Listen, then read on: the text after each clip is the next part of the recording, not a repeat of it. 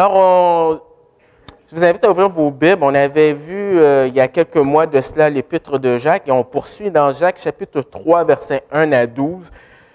Il y a beaucoup de matière dans le texte, alors je ne vais pas lire d'un seul trait, je vais lire par section et je commenterai à chaque fois et je vais juste prier avant.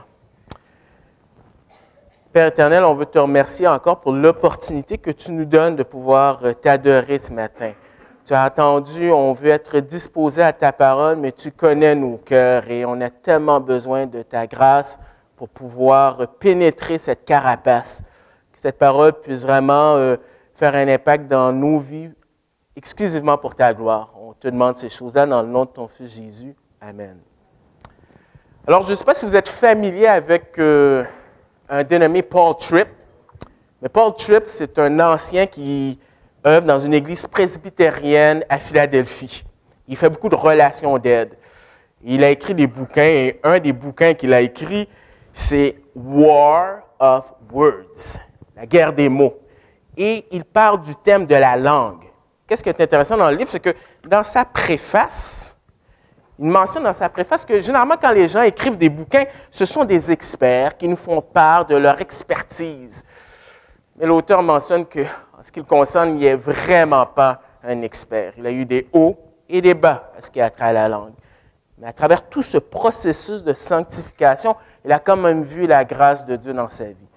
Et ce matin, je suis comme Paul Tripp. Je ne suis pas un expert. Probablement, vous n'êtes peut-être pas un expert. Mais pourtant, ce n'est pas une raison pour être défaitiste. Parce que l'Épître de Jacques a été écrit à des chrétiens juifs qui sont éparpillés dans l'Empire romain et qui vivent des épreuves. Mais Dieu veut travailler en dépit des épreuves et à travers ces épreuves pour qu'ils puissent grandir. En d'autres mots, ils travaillent leur sanctification. Et ça touche aussi la langue. C'est pour ça que ce matin, j'ai décidé d'intituler le message « Maîtrisez votre langue ». Pas la langue des autres, là, votre langue. Et j'aimerais voir avec vous 4 points qui tournent alentour de ce petit muscle que nous appelons la langue. Verset 1 au verset 2, on va parler de la puissance de la langue, c'est-à-dire comment la langue influence les personnes. Ensuite, du verset 3 au verset 5, on va parler des images que Jacques donne de cette langue qui est puissante. Ensuite, du verset 5b jusqu'au verset 10a, Jacques va parler du fond du problème, c'est-à-dire c'est quoi le problème de la langue. Et du verset 10b jusqu'au verset 12, il va dénoncer l'inconsistance de la langue. Alors, premier point, le pouvoir de la langue. Alors, je lis dans la version Louis II et on lit ceci. « Mes frères, qu'il n'y ait pas parmi vous un grand nombre de personnes qui se mettent à enseigner, car vous savez que nous serons jugés plus sévèrement. Nous bronchons tous de plusieurs manières. Si quelqu'un ne bronche point en parole, c'est un homme parfait, capable de tenir tout son corps en bride. » Alors, Jacques débute une nouvelle section dans sa lettre et il commence avec un principe. Et le principe qu'il nous donne, c'est un avertissement. Pourquoi je dis ça? C'est parce que dans l'original, c'est une négation qui est mise en avant, en premier. L'emphase est mise sur une négation et c'est une forte négation. Et l'avertissement, c'est quoi? C'est qu'il y a peu d'enseignants. Pourquoi? Parce que la langue, quand tu es un enseignant, c'est la plateforme idéale pour pouvoir véhiculer un message, pour influencer la vie des gens, surtout quand ils vivent des épreuves, de façon positive ou négative. Et certainement, vous avez des exemples de cela, et moi aussi, j'ai des exemples. Moi, je peux dire que dans ma vie, il y a peut-être 3 ou 4 personnes qui ont vraiment eu un impact dans leur enseignement dans ma vie spirituelle. Et de ces personnes-là, il y a mon père. Vous savez, mon père a été pasteur pendant plus d'une 30aine d'années dans la même église. À force de l'entendre, dimanche après dimanche, je veux pas, il m'a quand même transmis une partie de son ADN, si vous voulez, spirituel. J'ai aussi des mauvais exemples.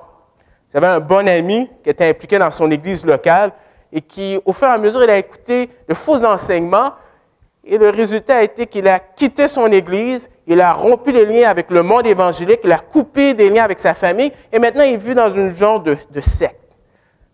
Alors Jacques dit, il faut qu'il y ait peu d'enseignants. Est-ce qu'il est en train de dire que personne doit enseigner? Non. Parce que la Bible mentionne, par exemple, dans le livre de Proverbes, que les parents doivent enseigner leur enfant. Ce n'est pas la garderie, ce n'est pas l'école, c'est les parents qui doivent enseigner leurs enfants. Matthieu 28, c'est Jésus qui donne cette grande commission et qui nous appelle à faire de toutes les nations des disciples. Et une des façons de le faire, c'est en enseignant. Alors, qu'est-ce que Jacques veut dire lorsqu'il parle d'enseignant? C'est qu'il faut comprendre le contexte de la lettre de Jacques. La lettre de Jacques, c'est la première lettre du Nouveau Testament. Mais ce n'est pas Jacques qui va élaborer en détail la doctrine de l'Église. C'est Paul.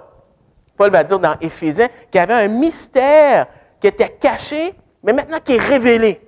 C'est-à-dire les Juifs, les non-Juifs ensemble, qui font l'Église. Et Paul va élaborer sur ça. Il va mentionner dans Éphésiens 4, verset 11, que Dieu a donné des dons aux hommes. Et parmi ces dons-là, il y a le pasteur enseignant. Alors Jacques, ici, mais sauf que Jacques, lui, dans son Église, ou dans sa lettre, c'est des chrétiens d'origine juive. Et tout bon juif avait appris les Écritures dans les synagogues. Et dans les synagogues, quand tu étais un homme, tu avais le droit d'enseigner à certains moments précis, à des moments précis dans le service. Mais ceux qui officiellement enseignaient, c'était les rabbins. Et les rabbins étaient bien vus à cette époque-là. D'ailleurs, il y a des écrits qui disent qu'il fallait que tu honores plus un enseignant que tes parents.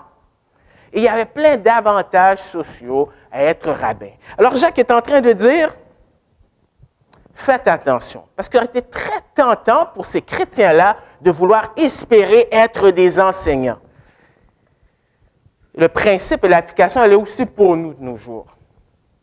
Parce que c'est très facile, à cause de notre nature pécheresse, à cause que lorsqu'on lit un texte de la Bible, nous mettons souvent nos lunettes selon notre contexte, selon notre culture. Et c'est très facile de dire des mots dans la bouche de Dieu alors que Dieu ne l'a pas dit.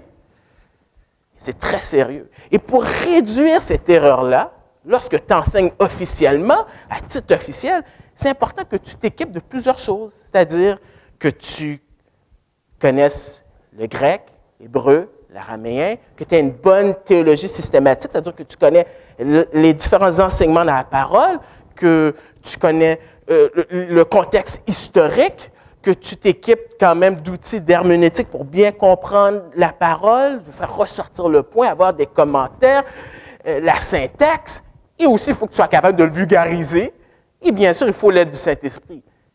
En d'autres mots, ça prend du temps, c'est du travail. On ne s'improvise pas enseignant. Je me souviens, il y a quelques années, mon père avait invité quelqu'un pour venir prêcher. Il ne le connaissait pas, mais c'était pour... il rendait service à un collègue de longue date qu'il n'avait pas vu en Haïti. Bref, ce monsieur-là a pris 30-40 minutes pour faire un poème. Monsieur Sida versus Monsieur Orgueil. Et l'assemblée riait et tapait des mains. Mais cette journée-là, j'avais l'impression que la fumée sortait des narines de mon père. Donc, Jacques nous dit, il faut qu'il y en ait peu. Il donne un autre principe, c'est qu'on va être jugé plus sévèrement.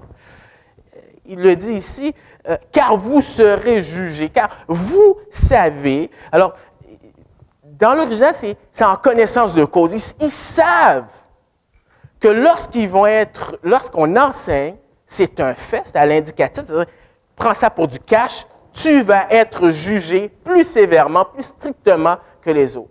Pas juste les enseignants. Vous savez, tout le monde va être jugé. La Bible dit qu'il est réservé aux hommes de mourir une seule fois, après quoi vient le jugement.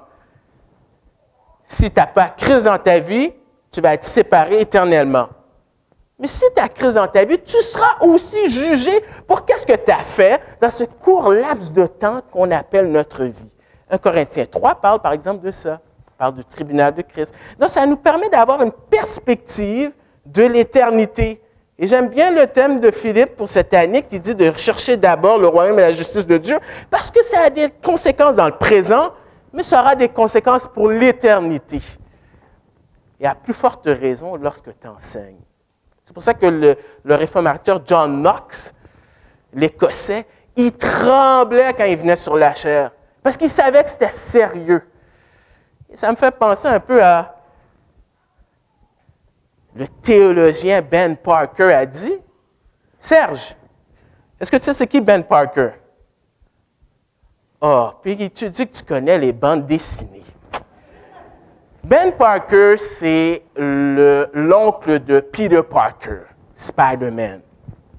Et qu'est-ce que Ben Parker a dit à son neveu avant qu'il ait ses pouvoirs?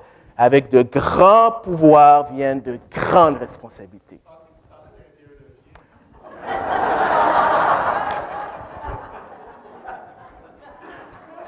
Ne sais-tu pas que tout le monde est théologien? Sauf que, est-ce qu'on dit une bonne théologie? Mais sérieusement, c'est un grand privilège d'enseigner. Mais bon sang que c'est une grande responsabilité, puis il faut pas prendre ça à la légère, spécialement lorsque les gens vivent des épreuves. C'est très facile. Vous avez Paul dit que la connaissance, elle enfle, mais l'amour édifie. Mais quand les gens vivent des épreuves, oh que c'est facile, et pas juste un enseignant, n'importe qui entre frères et sœurs, oh que c'est tellement facile de dire, voyons, tu vis des épreuves. Réjouissez-vous, toujours dans le Seigneur, je le répète, réjouissez-vous, Philippiens 4:4. Ou de dire, ne sais-tu pas que toute chose concourt bien de ceux qui aiment Dieu? C'est vrai. Mais quand tu as une attitude comme ça, tu es arrogant. Paul dit dans Romains 14, verset 10, fais attention à comment tu juges un serviteur de Christ, parce qu'on va tous comparaître dans le tribunal de Christ. Donc, des avertissements, des principes. Mais Jacques, c'est un bon... il explique toujours les raisons. C'est un bon enseignant. Il dit, la raison, c'est parce que nous sommes tous pécheurs. Il le dit ici. Nous tombons tous. Dans l'original, c'est-à-dire constamment. Et j'aime bien Nouvelle Jérusalem qui traduit « Nous tombons à maintes reprises ». Donc, tout le monde pêche et Jacques s'inclut là-dedans. Paul va élaborer dans Romains, il va dire quand on est sauvé de la punition du péché. Ensuite, on est sauvé de la puissance du péché. Et nous serons sauvés de la présence du péché. C'est-à-dire, dans notre état de glorification, on ne péchera plus. Mais entre-temps, nous tombons. On le sait. Je le sais, vous le savez. Sauf qu'il semble qu'on oublie quand on est dans l'Église. On a tendance peut-être à idéaliser nos prédicateurs préférés sur Internet ou qu'importe. Et lorsqu'ils tombent, on est étonné. Comprenez-moi, il faut toujours que la barre soit élevée pour tout chrétien. Mais pour un leader, la Bible dit vraiment qu'il y a des critères. Sauf qu'il faut se rappeler qu'on est tous des gens avec des pieds d'argile. Ce n'est pas juste les leaders.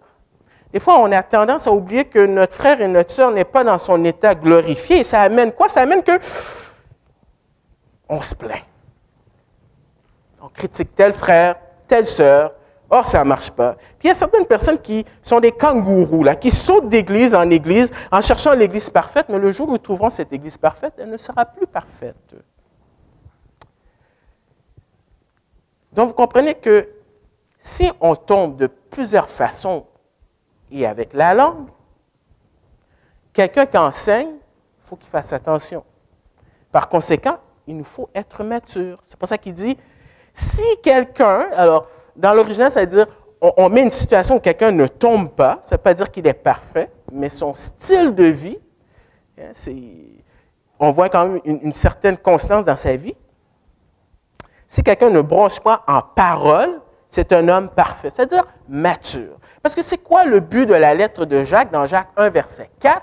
C'est que Dieu nous appelle à ne pas être des bébés qui se plaignent, mais qui grandissent spirituellement. Et qu'est-ce que Jacques dit? C'est intéressant, il dit, si tu es capable de maîtriser ça, tu vas être mature dans tous les autres domaines de ta vie. Incroyable. La Bible nous donne des thermomètres pour évaluer comment on est spirituellement. Et si tu veux savoir comment tu es spirituellement, évalue qu'est-ce qui sort de ta bouche.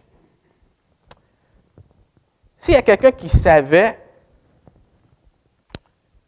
comment les chrétiens, des fois, peuvent être immatures, c'est bien Paul. Vous savez, souvent, on a tendance à rêver comme si on pouvait retourner dans le livre. On lit le livre des Actes et on dit « Oh Seigneur, on aimerait tellement revenir comme dans le livre des Actes, d'avoir une seconde Pentecôte, Comme ça, on pense que les chrétiens se tenaient par la main, ils chantaient Kumbaya à longueur de journée.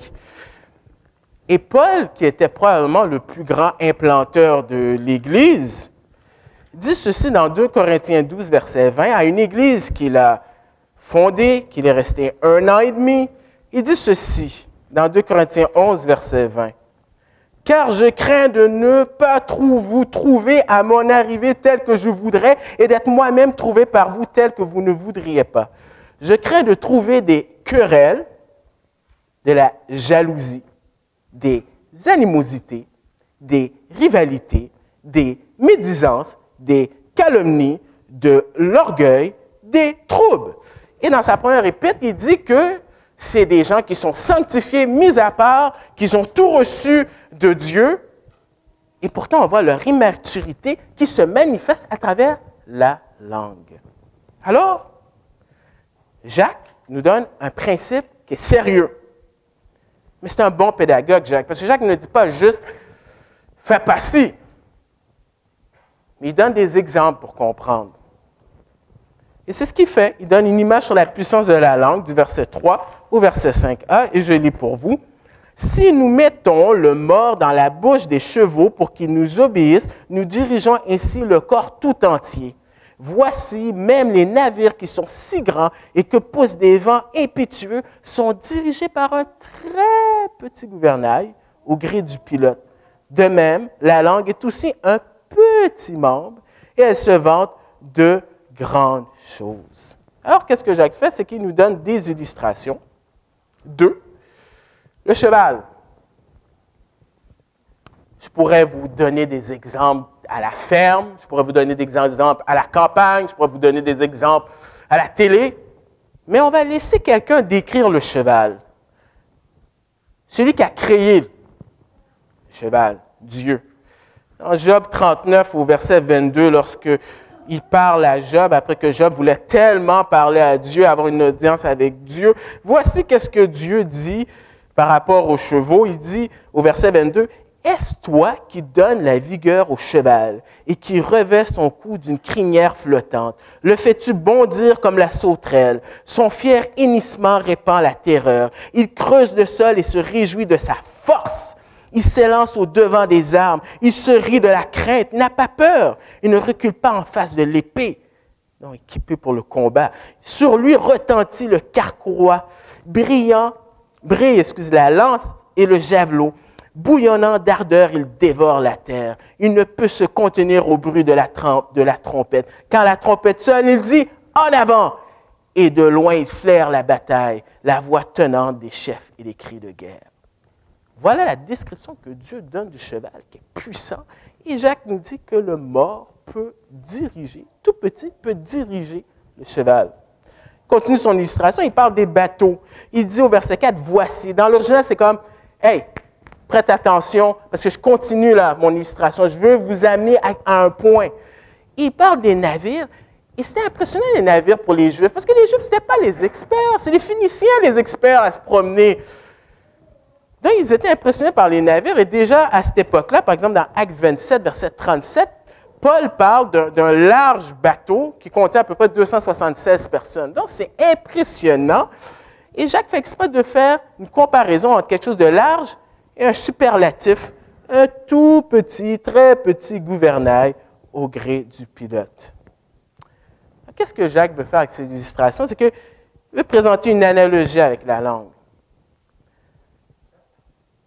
Ce qu'il est en train de dire, c'est que la langue, elle est tout petite, mais très puissante. Jacques n'est pas encore en train de dire que la langue est bonne ou mauvaise. Ce n'est pas encore là. Ce n'est pas ça qu'il veut dire au début. Ce qu'il veut dire, c'est que, est-ce que vous prenez conscience de qu'est-ce qu'il y a là dans votre bouche? C'est très puissant. C'est comme un petit enfant de 5 ans qui a un Magnum calibre 45. Je ne sais pas si vous avez déjà vu ça à la télé. C'est tellement fort là, que tu disloques l'épaule. Le problème, c'est que la langue est tellement puissante, mais on l'utilise mal. Et c'est là qu'il veut en venir. Le problème de la langue. Je n'ai pas l'habitude de faire ça. Mais si vous voulez, vous pouvez fermer les yeux, sinon vous pouvez regarder aussi. Mais je veux que vous prêtez attention sur qu'est-ce que Dieu dit de notre langue. Alors attention à ceux qui se sentent, qui sont faibles, là, leur orgueil, ça va faire mal. Alors je lis. C'est Jacques qui est inspiré et qui dit ceci. Voyez comme un petit feu peut embraser une grande forêt. La langue aussi est un feu. C'est le monde de l'iniquité. La langue est placée parmi nos membres, souillant tout le corps, enflammant le cours de la vie, étant elle-même enflammée par la géhenne. Toutes les espèces de bêtes, d'oiseaux, de reptiles et d'animaux marins sont domptés et ont été domptés par l'homme. Mais la langue, aucun homme, je répète, aucun homme ne peut la dompter. C'est un mal qu'on ne peut réprimer. Elle est pleine d'un venin mortel. Par elle, nous bénissons le Seigneur notre Père et par elle, nous maudissons les hommes faits à l'image de Dieu. De la même bouche sortent la bénédiction et la malédiction. Wow! Un miroir. Et qu'est-ce qu'il nous dit, ce miroir-là? C'est que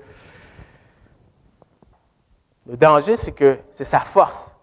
Ce n'est pas vraiment sa force qui est le danger, c'est qu'elle est destructive. Il donne l'exemple du feu. Petit feu qui embrase grande forêt. Vous avez déjà tous vu ça à la télévision, des gens qui font leur camping, ils laissent le feu, puis hop, des gros incendies. Probablement ici, peut-être, dans cet endroit du pays, c'est plus des arbustes qui sont secs, mais l'idée est la même. Hein? L'idée est la même. Le feu se répand, c'est dévastateur. Et il nous donne des caractéristiques de ce feu-là, de cette langue-là. Il dit c'est le monde de l'iniquité. L'iniquité, c'est tout ce qui est contraire au standard de Dieu. Voilà qu'est-ce qui va sortir de cette bouche-là. Il continue, il dit, la langue est placée parmi nos membres et elle souille, elle pollue tout le corps. C'est intéressant parce que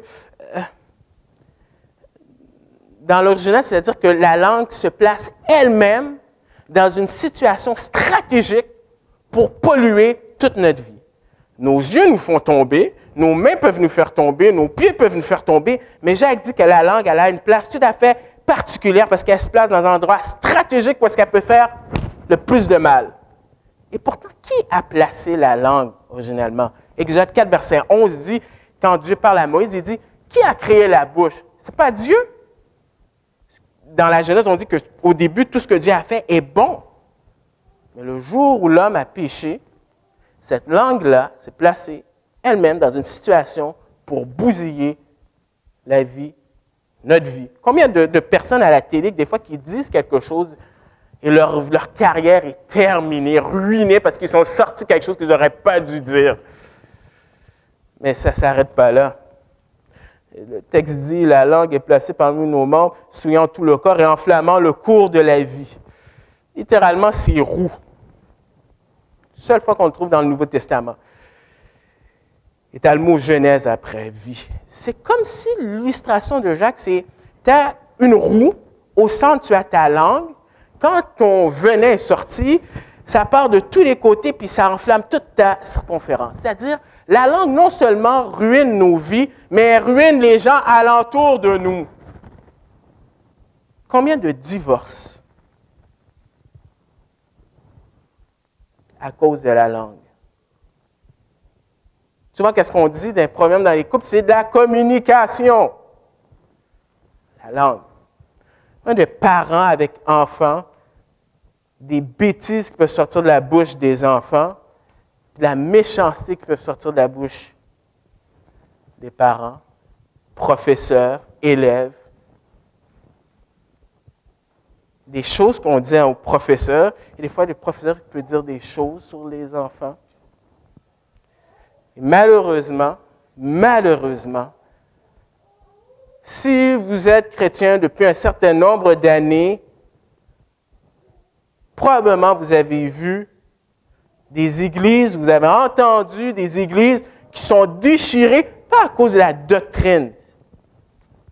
Ça arrive, mais c'est rare. Souvent, c'est à cause de la langue. Combien d'églises qui sont démolites et qu'on joue le rôle du diable en utilisant notre langue. Terrible, terrible. Ça ne s'arrête pas là. Il dit que la langue est enflammée. Le temps de verbe, c'est qu'elle se laisse enflammer par la géhenne. La géhenne, les Juifs étaient bien au courant de ce que c'était. C'était un endroit où est-ce qu'il y a une histoire avec ce lieu-là. C'était l'endroit où, dans l'Ancien Testament, où est-ce qu'on jetait ton enfant sacrifice pour le dieu Moloch. C'était là, et le roi Josias est venu plus tard pour faire une réforme, et il a démoli ça, puis il a fait un dépotoir. Mais pour un Juif, ça comprenait quand même qu'il y avait une histoire derrière. Et qu'est-ce que Paul dit des idoles? Il dit que derrière toute idole, il y a quand même des esprits derrière ça. Donc, on voit que son origine est démoniaque. On voit qu'il y a une guerre spirituelle. On voit que c'est beaucoup plus profond que juste nous, là. Donc, elle est alimentée, elle se laisse alimenter par cela. Donc, elle est destructive. Je trouve ça ironique parce que Dieu nous dit comment est notre langue.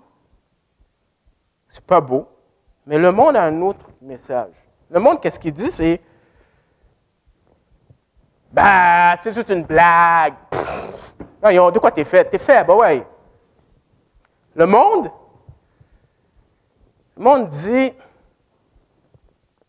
wow, ça c'est quelqu'un qui a de l'assurance quand tu te vantes. Le monde dit, tu sais, il y a un groupe de musique, le groupe c'est Fleetwood Mac, pour ceux qui connaissent. Et une des paroles, un des chants, c'est « Tell me lies, tell me sweet little lies ». Donne-moi des mensonges, donne-moi des petits mensonges sucrés. Il y a une autre émission, je n'ai jamais vu l'émission, je ne sais pas de quoi ça parle, mais il semble que c'est bien connu parmi les jeunes.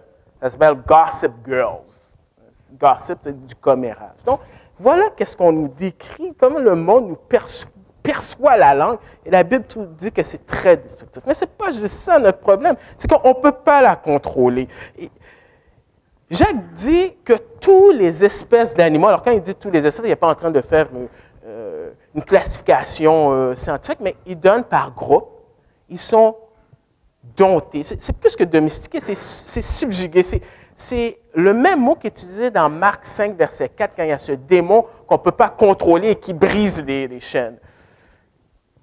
Et on voit que ça fait écho un peu à Genèse et au psaume 8, que l'homme étant créé à l'image de Dieu, a le mandat vraiment de dominer le monde. Et la nature, les animaux. Et pourtant, quel contraste triste. Là, vous allez au cirque, vous allez dans les zoos, vous êtes bien content que l'homme est capable de subjuguer les animaux, de subjuguer les animaux. Mais il dit au verset 8, « Mais la langue, aucun homme ne peut la dompter. » C'est impossible par nous-mêmes. La Bible est claire. Aucun homme ne peut la dompter. Et tu n'arriveras pas par toi-même ou en faisant un vœu de silence. D'ailleurs, j'ai une petite blague là-dessus. Il y a quelqu'un qui voulait aller dans le monastère, il voulait faire vœu de silence. Ils lui ont dit, OK, tu as le droit de parler seulement, de dire 2 paroles par année. 2. OK. Alors, à la fin de la première année, on va le voir, les 2 mots qu'il dit, nourriture, froid. Ils ont dit, OK, la faim, puis on va lui donner une couverture. La deuxième année, on va le voir, 2 paroles. Il dit, couverture sale. OK. Troisième année, on va le voir, les paroles, je quitte. Et qu'est-ce qu'on lui répond? Oh, on s'en doutait. Depuis que tu es ici, tout ce que tu fais, c'est de te plaindre. Donc, l'homme, sérieusement, n'est pas capable par lui-même de dompter cette langue-là. En plus, il continue, il dit, c'est un mal, c'est dangereux, ça fait mal, qu'on ne peut réprimer. Dans l'original, c'est cette idée qu'on n'arrive pas à le saisir, c'est instable, c'est un peu comme ces virus qu'on met des antibiotiques, puis Ah, ils s'adaptent, ils ont été obligés d'augmenter la dose d'antibiotiques, donc on n'arrive pas à le saisir et en plus, ils terminent en disant que c'est un venin mortel. Hein, les serpents, c'est dangereux finalement, ce qu'ils disent, c'est dangereux. Mais pas juste ça le problème, c'est sa dualité. C'est une source de bénédiction, notre langue. On peut faire beaucoup de bonnes choses avec la langue. D'ailleurs, à cette époque-là, à chaque fois on mentionnait Dieu, c'était accompagné avec une bénédiction. Et pourtant, c'est aussi une source de malédiction. Parce qu'on maudit les hommes, c'est-à-dire qu'on demande à Dieu de pouvoir couper ces gens-là, qu'ils aillent en enfer. Les hommes créés à l'image de Dieu. Oui, le péché a déformé, mais l'image de Dieu est encore là. Quel paradoxe. Pas besoin de maudire seulement. Lorsqu'on calomnie, lorsqu'on parle derrière, lorsqu'on critique, ultimement, on attaque Dieu. On fait un peu comme Adam qui a dit, c'est la femme que tu as placée. Qu'est-ce que Jacques dit de tout ça? Jacques, il dénonce cette inconsistance de la langue. Verset 10b à 12. Il dit, « Il ne faut pas, mes frères, qu'il en soit ainsi. La source fait-elle jaillir par la même ouverture l'eau douce et l'eau amère? Un figuier, mes frères, peut-il produire des olives ou une vigne des figues? De l'eau salée ne peut pas non plus produire de l'eau douce. » Ça peut arriver dans le monde. Ça peut arriver dans l'Église.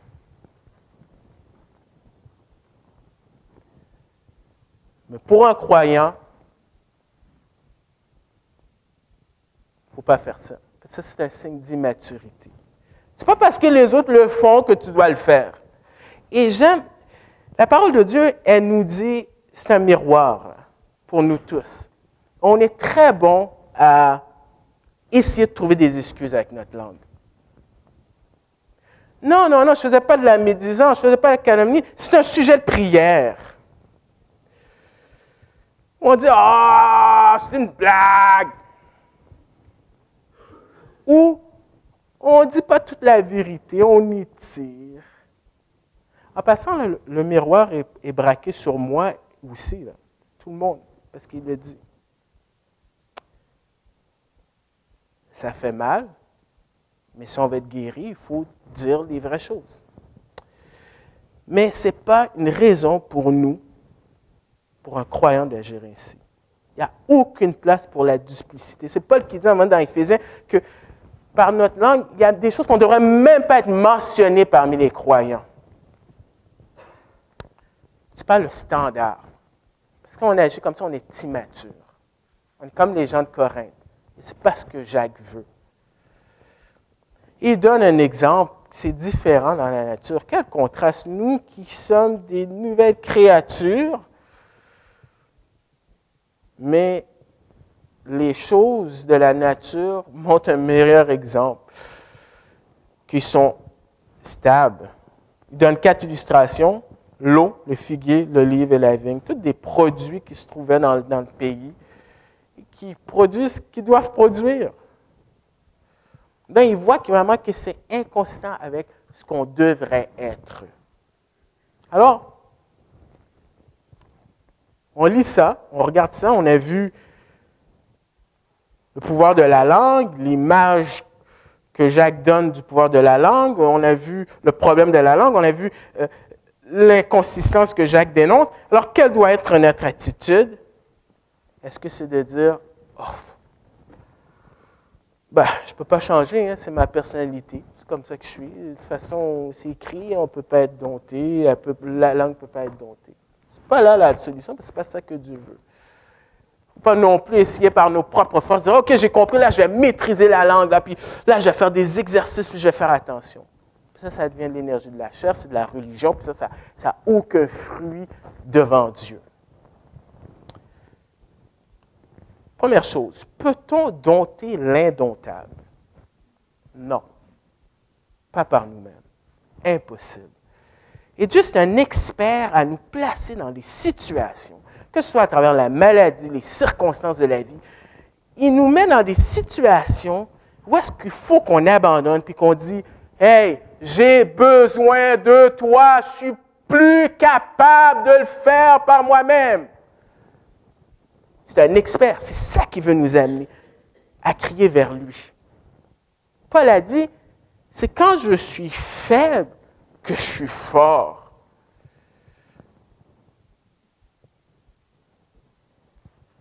Pour quelqu'un qui ne connaît pas le Seigneur, tu ne seras pas capable de maîtriser. Oublie ça. Bonne chose, c'est que tu puisses courir vers celui qui peut le faire. Parce qu'on a parlé de la langue, mais le vrai problème, ce n'est pas la langue. C'est un problème de cœur. Même dans ces illustrations, le gros bateau avec le petit gouvernail, ce n'est pas le gouvernail qui dirige, c'est le pilote qui conduit, qui dirige. Jésus a dit, c'est qu'est-ce qui sort du cœur de l'homme. La bouche parle de qu'est-ce qu'il y a dans le cœur. Donc, c'est un problème de cœur. On a chanté beaucoup de chansons, on a parlé de purifier.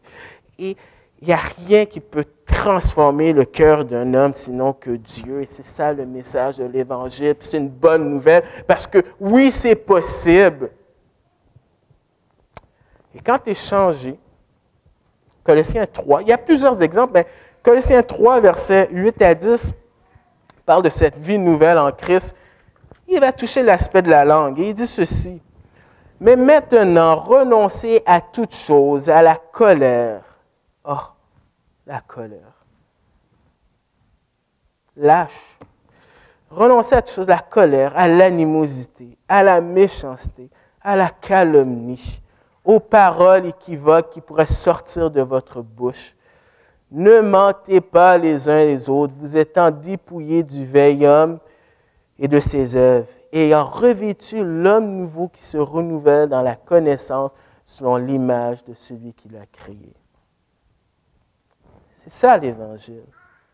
On n'est plus obligé dans notre sanctification de dire « Ah, la langue prend le dessus sur moi. » Je vais terminer avec deux illustrations, deux histoires vraies. Aux États-Unis, il y a une famille chrétienne, il y avait une personne qui critiquait tout le temps. Tout le temps.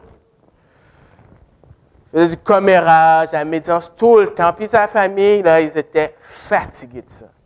Donc, ils ont décidé de faire quelque chose que je ne vous recommande pas. Ils ont décidé d'enregistrer en cachette cette personne-là. Qu'est-ce qui est arrivé? Parce que c'est naturel pour cette personne de toujours faire ça. Peut-être critiquer, se plaindre. Ils l'ont enregistré, puis là, ils l'ont montré, ils l'ont fait jouer. On peut, à ne pas faire. Okay? On peut comprendre que la personne était fâchée. Elle est partie. Mais qu'est-ce qui est triste, c'est que cette personne n'a pas changé. Toujours continue à être comme ça. Tandis qu'il y a quelqu'un d'autre, c'est quelqu'un qui fait de la relation d'aide. Pour ceux qui le connaissent, il s'appelle Stuart Scott. Et il faisait la relation d'aide dans un couple. Il a dit, est-ce que vous me permettez de vous demander de faire quelque chose pour moi? Vous allez vous allez vous enregistrer dans la semaine. Et puis on va revenir là-dessus pour voir qu'est-ce qu'il y a là-dedans. Donc eux autres, ils ont dit, pas de problème. Puis ils ont oublié que ça enregistrait. Puis dans leur séance, quand ils se sont rencontrés, il a fait jouer.